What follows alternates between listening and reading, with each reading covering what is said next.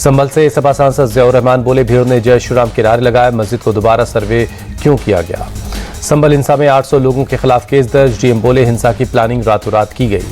संभल हिंसा पर बोले संभल के एसपी, कहा भीड़ की तरफ से फायरिंग हुई, पथराव वाली जगह से हथियार मिले। एसपी संभल बोले, सीसीटीवी से दंगाइयों की पहचान की जा रही है, अब तक 25 लोग गिरफ्तार। संभल हिंसा पर ओवैसी का बड़ा बयान, बोले संभल में 4 लोगों की मौत मर्डर है, दोषी पुलिस वालों के खिलाफ कार्रवाई हो।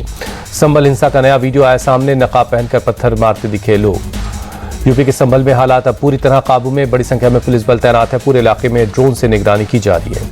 संभल मस्जिद विवाद में याचिकाकर्ता महंत ऋषि का राजगिरी का दावा, बोले विक्रम संवत 987 के नक्शे में मंदिर होने का प्रमाण, संभल में मंदिर तोड़कर बनाई गई मस्जिद।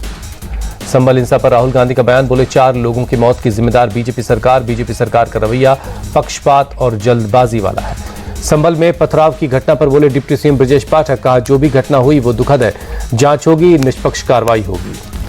संभल हिंसा को लेकर प्रियंका गांधी ने क्या ट्वीट लिखा, विवाद को लेकर राज्य सरकार का रवैया दुर्भाग्यपूर्ण, सुप्रीम कोर्ट को मामले का संज्ञान लेकर इंसाफ करना चाहिए।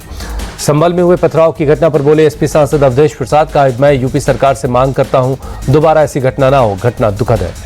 संभल में हिंसा के बाद पूरे यूपी में हाई अलर्ट, बरेली में पुलिस ने फ्लैग मार्च किया। पीलीभीत में पुलिस को अलर्ट किया गया, पुलिस ने किया फ्लैग मार्च।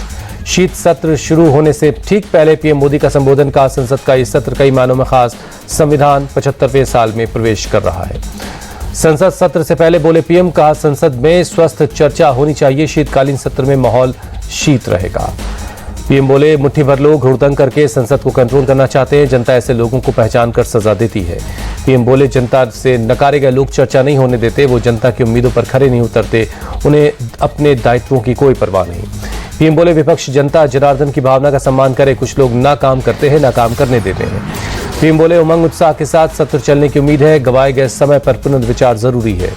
हंगामे के साथ संसद के शीतकालीन सत्र की शुरुआत 27 नवंबर तक के लिए स्थगित हुई लोकसभा और राज्यसभा। वक्फ बिल पर जेपीसी के विपक्षी सांसदों ने मांगी मोहलत, लोकसभा स्पीकर से जेपीसी की डेडलाइन बढ़ाने की मांग की। विपक्षी सांसदों ने लोकसभा स्पीकर को सौंपा लेटर, लोकसभा स्पीकर ने कहा निवेदन पर विचार करेंगे।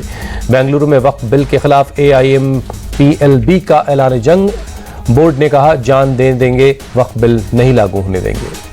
महाराष्ट्र में देवेंद्र फडणवीस का सीएम बनना तय, शिंदे और अजित पवार बन सकते हैं डिप्टी सीएम, बीजेपी के कोटे से बनेंगे 20 से 22 मंत्री। नई सरकार में एकनाथ शिंदे को शहरी विकास मंत्री का पद मिल सकता है, शिवसेना से बनाए जा सकते हैं 10 से 12 मंत्री। नई सरकार में अजित पवार को मिल सकता है वित्तीय विभाग, अजित पवार की पार्टी से बनाए जा सकते हैं 10 मंत्री। देवेंद्र फडणवीस के सीएम बनने पर अजित पवार राजी हैं, सूत्रों के मुताबिक अजित गुट के विधायकों ने फडणवीस को समर्थन दिया है। आज दिल्ली आ सकते हैं महायुति के तीनों बड़े नेता, सीएम पद का नाम का हो सकता है ऐलान। केंद्रीय मंत्री रामदास अठावले ने फडणवीस को बताया सीएम की रेस में सबसे आगे, कहा महायुति के तीनों नेता करेंगे इसका फैसला। शिवसेना ने अपने विधायकों के लिए मुंबई के 5 सितारा होटल ताज लैंड्स एंड में 60 से ज्यादा कमरे बुक करवाए। रविवार को एकनाथ शिंदे चुने गए विधायक दल के नेता। एनसीपी सांसद प्रफुल्ल पटेल बोले महाराष्ट्र में हमारी जीत अप्रत्याशित, विपक्ष अब क्या कह रहा है उसका कोई अर्थ नहीं, अब वो ईवीएम और बहुत सारी चीजों को दोष देंगे। महाराष्ट्र विधानसभा में महायुति की जीत पर बोले सांसद हेमा मालिनी, कहा अच्छे काम हो रहे हैं इसलिए जनता बीजेपी का साथ दे रही है। महाराष्ट्र विधानसभा के बाद मुंबई में फिर लगे सीएम योगी का पोस्टर में लिखा बटेंगे तो कटेंगे, स्ट्राइक रेट 95%। राज ठाकरे की पार्टी एमएनएस की मान्यता रद्द हो सकती है। सूत्रों के मुताबिक विधानसभा में एक भी सीट नहीं मिलने की वजह से चुनाव आयोग खत्म कर सकता है मान्यता। महाराष्ट्र कांग्रेस अध्यक्ष नाना पटोले आज शाम राहुल गांधी से मुलाकात करेंगे, महाराष्ट्र में हार को लेकर करेंगे चर्चा। 28 नवंबर को झारखंड में नई सरकार का शपथ ग्रहण होगा। गवर्नर से मुलाकात के बाद सीएम सोरेन ने दी जानकारी। सीएम सोरेन ने कल ही राज्यपाल संतोष गंगवार से मुलाकात कर सरकार बनाने का दावा पेश किया। कांग्रेस और आरजेडी के नेता भी साथ में थे। हेमंत सोरेन चौथी बार सीएम पद की शपथ लेंगे। साल 2010 में पहली बार सीएम पद की शपथ ली थी। झारखंड में मंत्रिमंडल के गठन की कोशिश तेज। सूत्रों के मुताबिक जेएमएम से 6, कांग्रेस से 4 और आरजेडी के कोटे से 1 मंत्री बन सकता है। झारखंड बीजेपी के सह प्रभारी सीएम हेमंता का बयान, भविष्य में घुसपैठ बड़ी समस्या बनेगा, बीजेपी घुसपैठ का मुद्दा उठाती रहेगी। जेएमएम नेता महुआ माझी बोली, बीजेपी बहुत गंदे तरीके से चुनाव लड़ी, नफरत फैलाने का काम किया। झारखंड आरजेडी के विधायक दल की बैठक हुई। देवघर से विधायक सुरेश पासवान विधायक दल के नेता चुने गए। झारखंड चुनाव के नतीजे पर बोले मौलाना अरशद मदनी, मुसलमानों को घुसपैठिया कहने वालों का मुंह काला हुआ। संसदीय कार्य मंत्री किरण रिजिजू ने हमारा संविधान हमारा सम्मान पदयात्रा में हिस्सा लिया। योगेश्वर दत्त, मीराबाई चानू भी शामिल हुई।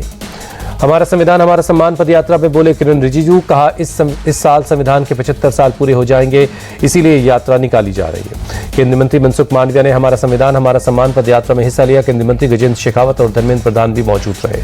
सीएम योगी ने गोरखपुर में लगाया जनता दरबार, लोगों की समस्याएं सुनी। दतिया में पीताम्बरा देवी मंदिर पहुंचे आरजेडी नेता तेजस्वी यादव और लालू यादव, पूजा कर आशीर्वाद लिया। तेजस्वी यादव ने कहा हम लोग झारखंड जीते हैं, महाराष्ट्र में हार के कारणों की समीक्षा की जा रही है। तेजस्वी यादव का बयान, बोले हम लोग पूरे विश्वास के साथ कह सकते हैं कि आने वाले 2025 में बिहार चुनाव में हम जीतेंगे। हैदराबाद के लोक मंथन भाग्यनगर प्रोग्राम में आरएसएस चीफ मोहन भागवत का बयान, हमारे कपड़े खान पान अलग अलग हैं पर हम अंदर से एक है। मोहन भागवत बोले हम किसी से लड़ाई नहीं चाहते, सबका साथ सब चाहते हैं। दुनिया ने देखा महाराष्ट्र में महायुति की जीत कैसे हुई। जमीयत के सम्मेलन में बोले मौलाना अरशद मदनी, पीएम ने कहा है वक्फ बोर्ड संविधान के खिलाफ है, हम कहते हैं वक्फ कुरान का फैसला है। दिल्ली के प्रगति मैदान में चल रहे अंतर्राष्ट्रीय व्यापार मेले में शामिल हुए उत्तराखंड के मुख्यमंत्री पुष्कर सिंह धामी, सभी को व्यापार मेले के लिए दी बधाई। मुख्यमंत्री पुष्कर सिंह धामी ने कहा उत्तराखंड में कई तरह के उत्पाद बनाए जा रहे हैं, उनकी मांग बढ़ रही है। बोले इससे महिलाओं को आगे बढ़ने का मौका मिल रहा है। दिल्ली के इंडिया गेट इलाके में धुंध की मोटी परत छाई रही, बहुत खराब श्रेणी में पहुंचा एयर क्वालिटी इंडेक्स। दिल्ली के अक्षरधाम में छाई रही धुंध, बढ़ते प्रदूषण की वजह से एयर क्वालिटी इंडेक्स और खराब हुआ। दिल्ली के आनंद विहार इलाके में लगातार खराब हो रही वायु की गुणवत्ता, इलाके में छाई रही धुंध की मोटी परत। दिल्ली के शाहीन बाग में प्रदूषण को काबू में करने के लिए प्रशासन ने किया पानी का छिड़काव, इलाके में बहुत खराब श्रेणी में है एयर क्वालिटी इंडेक्स।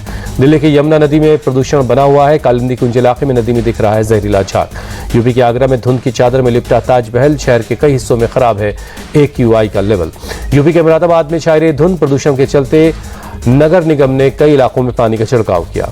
मुंबई के दादर में भी छाई धुंध की मोटी परत, धुंध के चलते विजिबिलिटी काफी कम रही।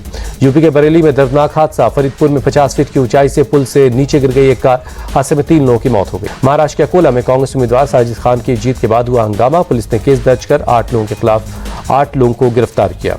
मालीपुर चौक पर नेता के समर्थकों ने हंगामे के साथ पुलिस के साथ बदसलूकी की, वीडियो वायरल होने के बाद कार्रवाई हुई है। एटा में गाड़ियों में तोड़फोड़ हुई, मौके पर पहुंची पुलिस ने हालात को संभाला। वेंकटेश अय्यर की कोलकाता नाइट राइडर्स में वापसी, 23 करोड़ 75 लाख की बोली लगाकर खरीदा गया। पिछले सीजन में कोलकाता के खिताबी जीत के हीरो थे वेंकटेश। रविचंद्रन अश्विन और डेवॉन कॉनवे की चेन्नई सुपर किंग्स में वापसी, 9.75 करोड़ में अश्विन और 6.25 करोड़ में कॉनवे को खरीदा गया। राइट टू मैच में रविंद्र 4 करोड़ में चेन्नई के हो गए। पिछले सीजन के सबसे महंगे खिलाड़ी मिशेल स्टार्क इस बार 11 करोड़ 75 लाख में बिके। ऑक्शन में दिल्ली कैपिटल्स ने खरीदा। अर्शदीप 18 करोड़ में पंजाब के साथ गए। 10 करोड़ में हैदराबाद सनराइजर्स के हुए मोहम्मद शमी। जोस बटलर को गुजरात ने 15 करोड़ 75 लाख में खरीदा। 10 करोड़ 75 लाख की बोली पर कगिसो रबाडा भी गुजरात टीम का हिस्सा बने। दिल्ली कैपिटल के साथ जुड़े विकेटकीपर बल्लेबाज केएल राहुल टीम ने 14 करोड़ में खरीदा। युजवेंद्र चहल पंजाब के हुए 18 करोड़ की बोली के साथ आईपीएल इतिहास के सबसे महंगे फिरकी गेंदबाज बने। आईपीएल ऑक्शन में कई बड़े खिलाड़ियों पर किसी भी फ्रेंचाइजी ने बोली नहीं लगाई। डेविड वार्नर, जॉनी बैरिस्टो जैसे तूफानी बल्लेबाज अनसोल्ड रह गए। देवदत्त पडिक्कल भी नहीं बिक पाए। जम्मू कश्मीर के सोनमर्ग में हुई ताजा बर्फबारी, बर्फ की सफेद चादर में लिपटा है पूरा इलाका। जम्मू कश्मीर के डोडा में बर्फबारी से सैलानियों के लिए बना ये इलाका आकर्षण का केंद्र, बर्फ से खेलते नजर आए सैलानी। तमिलनाडु के थुथुकुडी में दिखे प्रवासी फ्लेमिंगो पर्यटकों के लिए बने आकर्षण का केंद्र।